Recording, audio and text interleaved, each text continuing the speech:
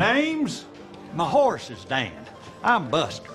Buster Scruggs. Buster Scruggs. David Harris was at his breaking point, planning a quick gas station robbery. But he never expected Johnny Depp to walk in and change everything. It all started when David's life hit rock bottom. Living in a small town in New Mexico, desperation drove him to a dimly lit gas station on the edge of town. His plan was simple: grab some quick cash and figure out the rest later. So, around 7:30 p.m. that Wednesday evening, he pulled into a gas station, tugging the hood of his sweatshirt lower over his face to mask his identity. As he stepped inside, the only sound was the faint hum of the fluorescent lights and the occasional chirp of the automatic door. Behind the counter, a young cashier named Tony sat distracted, scrolling on his phone, unaware of what was about to happen. David pulled out an old handgun, his hand trembling as he aimed it at Tony. "Empty the register, now." Tony froze, his wide eyes darting between the gun and David's shaky grip. "Oh, okay, just don't hurt me," Tony stammered, raising his hands. He moved slowly, his fingers fumbling as he opened the register and pulled out a handful of bills. David's pulse quickened as the cash began piling into his bag, but deep down, he knew it wasn't going to be enough. "Faster!" David snapped, his voice cracking. He stole a glance toward the door, praying no one would walk in. But just as Tony handed over the last of the bills, the door chimed. What happened next would surprise you. David's heart sank. He turned around, expecting a cop or a good Samaritan ready to play hero. Instead, in walked a man wearing a wide-brimmed hat, a loose scarf draped around his neck, and sunglasses despite the late hour. He carried himself with assured confidence, completely unaware of the chaos he'd just walked into. It took a moment for David to realize that this was Johnny Depp. Tony's jaw dropped. David blinked, momentarily stunned. It wasn't every day that a Hollywood star casually strolled into a gas station robbery. Johnny took a slow look around, removing his sunglasses as his gaze landed on David's gun. His expression didn't change much. He looked more curious than scared. "You know," Johnny said, his voice calm and smooth. "This is not the kind of scene I was hoping for tonight." David felt his grip tighten on the gun. "Stay back!" he shouted, though his voice wavered. He didn't know whether to feel threatened or dumbfounded. Johnny raised his hands slightly, a disarming smile tugging at the corner of his lips. "Hey, I'm not here to cause trouble. Just needed some gas and maybe a snack. But..." He gestured toward the gun with a flick of his wrist. "That thing? It's not going to solve your problems. Trust me." The casualness of Johnny's tone was both frustrating and disturbing. David wasn't sure if he was being mocked or genuinely reasoned with. "You don't know anything about my problems," David snapped, his voice sharp but tinged with defeat. Johnny tilted his head, studying him like a puzzle he was trying to solve. "I don't need to," he said simply. "I've been around long enough to know that when you're desperate, you don't think straight. But this?" He pointed at the cash in David's bag. "This won't fix whatever's broken." Tony, still frozen behind the counter, watched the scene unfold in stunned silence. He had no idea what to do. Should he run, call for help, or just hope Johnny Depp could talk down an armed robber? David's hand began to tremble.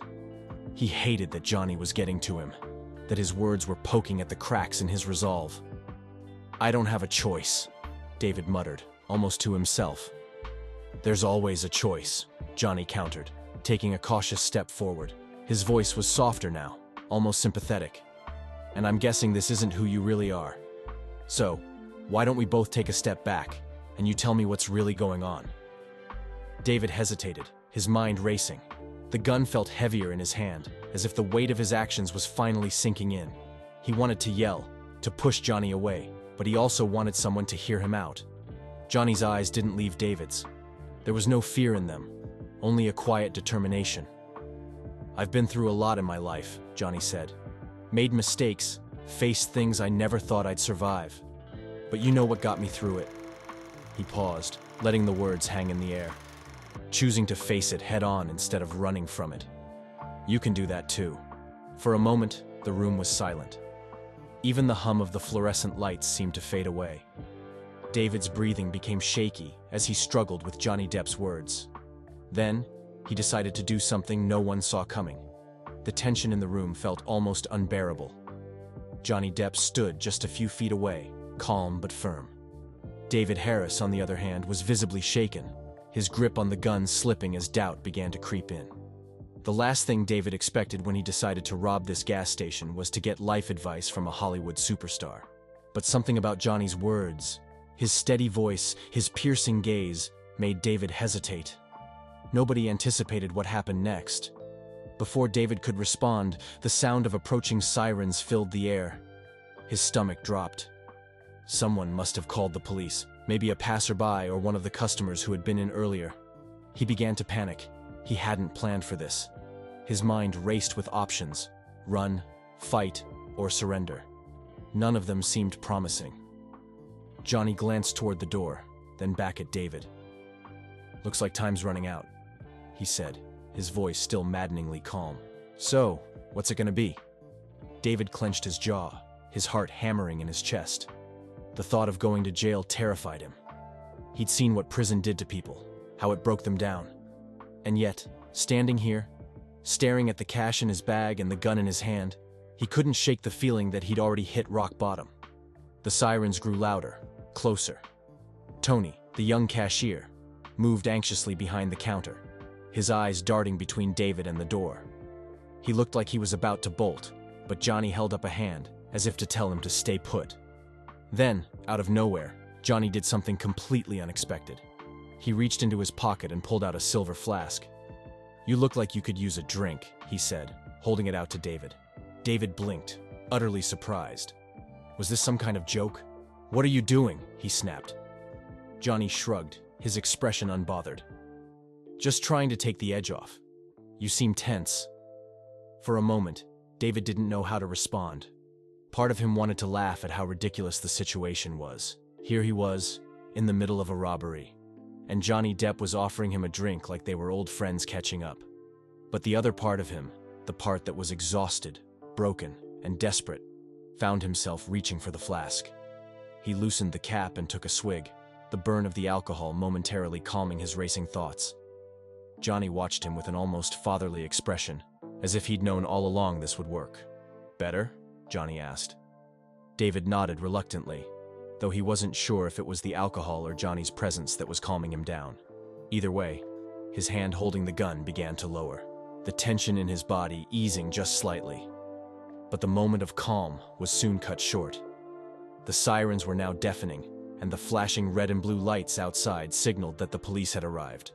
Fear gripped David again as he realized he was out of time. But this time, Johnny Depp stepped closer, his voice dropping to a near whisper. "Listen to me," he said, his tone more serious now. "You have two choices here. You can keep running, keep digging yourself into a deeper hole, or you can face this head-on and start fixing your life. But whatever you do, don't make things worse by doing something you can't take back." David stared at him, the weight of Johnny's words sinking in. He wanted to believe there was a way out, that he could somehow undo the mess he'd made of his life. But could he really trust a man he'd only just met? A man who, for all his fame and charm, was still a stranger? As David hesitated, the police burst through the door, their guns drawn. "Drop the weapon!" one of the officers shouted, his voice firm and commanding. Time seemed to slow down. David felt every eye in the room on him. Tony's, the officers, Johnny's. His hand tightened around the gun, his mind full of fear and regret. He knew he had a split second to make a decision. Johnny, still standing beside him, raised his hands in a show of surrender. "Take it easy," he said to the officers, his tone soothing. Then, turning back to David, he added quietly, "It's not too late to do the right thing." David swallowed hard. His whole body was trembling now, his vision blurring as tears filled his eyes. Slowly, he lowered the gun and placed it on the counter. The room seemed to exhale all at once. The officers moved in quickly, cuffing David and leading him toward the door. As they passed Johnny, David glanced back, his voice barely a whisper. "Why did you help me?" Johnny smiled faintly, his expression unreadable. "Because everyone deserves a second chance," he said. The police led David outside, where a small crowd had gathered to watch the commotion. As he was placed into the back of a squad car, David couldn't help but replay Johnny's words in his mind. Was it really possible to start over? to rebuild after everything he'd done. Back inside the gas station, Johnny turned to Tony, who was still in shock. "You okay, kid?" Johnny asked, his voice light again. Tony nodded slowly, his brain struggling to process what had just happened. "Yeah, I think so," he said. "But what about you? You just talked down a guy with a gun like it was nothing." Johnny chuckled, grabbing a pack of gum from the counter. "Let's just say I've had some practice," he said with a wink. As he walked out into the night, the crowd parted to let him through. He disappeared into the darkness as quickly as he'd arrived, leaving everyone wondering if they'd just witnessed a scene from a movie, or something far more real. But little did they know, Johnny's role in this story was far from over. The story caught the attention of many people. David Harris, meanwhile, sat in a holding cell, filled with regret. His mind kept replaying Johnny's words. It's not too late to do the right thing. David wasn't expecting visitors. He had burned all his bridges, so when a guard called his name, he followed with confusion and dread. Inside the visitation room, he was surprised. Sitting across from him was Johnny Depp, sunglasses off, his sharp gaze fixed on David. "Take a seat," Johnny said. David hesitated, his mind racing. Why was Johnny here? Slowly, he sat down, his eyes not meeting Johnny's. "You know," Johnny started, his tone calm but firm, "you're not just some bad guy who robbed a gas station. Am I wrong?" David's mouth opened, but no words came. He'd always been seen as a failure. No one had ever asked why. But Johnny Depp, one of the most famous men in the world, was sitting across from him, waiting for an answer.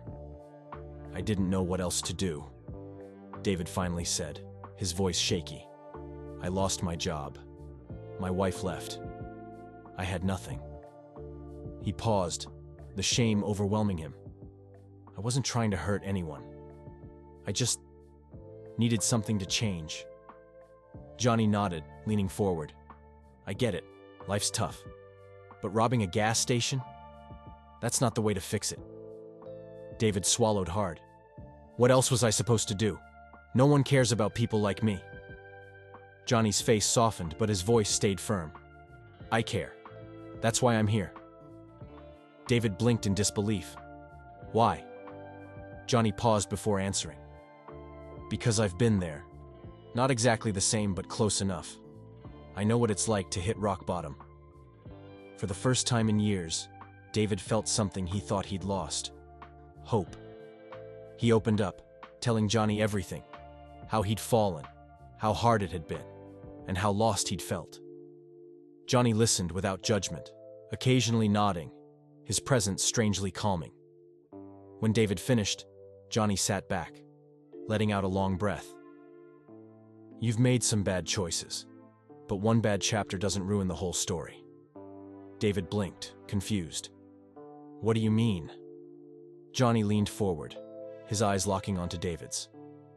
"I'm saying I'll help you, but there's a catch." David frowned. "A catch?"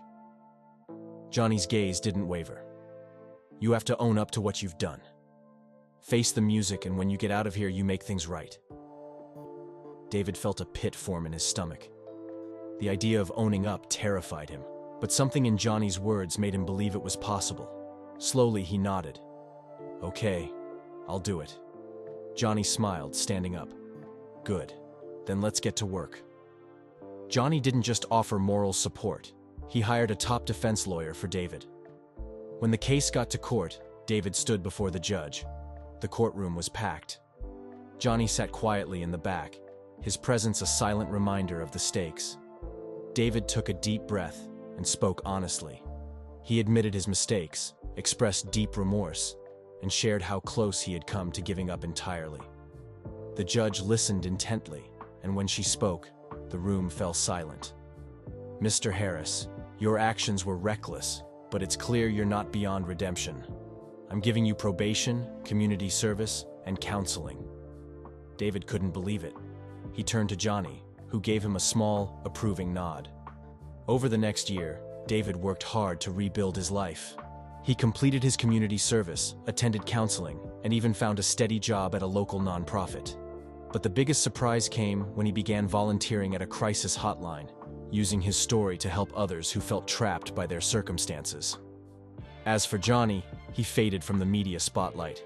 He refused interviews, quietly deflecting praise. "It wasn't about me," he said. "It was about giving someone a chance to rewrite their story."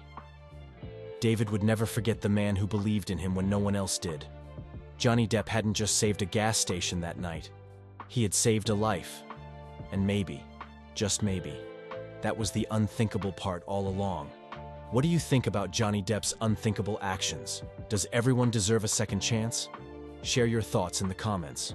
Remember to like, share, and subscribe for more. Also, click the following video shown on your screen. You will enjoy it.